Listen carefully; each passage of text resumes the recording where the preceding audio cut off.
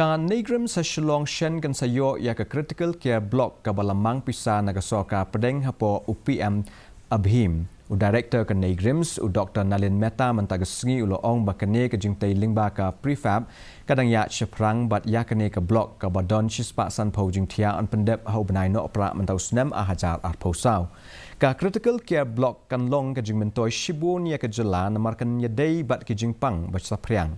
Hagajuk kapor u Dr. Mehta ula pentip baki dangwat ikilat kilenti ban penbiang ia kikor kiban pekngor lembaga CCTV bat kin pentikna ia ka jing penyaso mobile hakikat tu kat ne ki benta kibam yo ia ka jing penpoi mobile ka bebiang. Stand that we must have critical care blocks in multiple institutions which would be ready to cater to contagions like COVID-19 so that the rest of the hospital can function normally and any cases which are part of the contagion related ones would be isolated in a critical care block. And critical care in the sense because they would be given ICU, HDU care and a proper, the ventilators would be there and trained, competent people to look after them.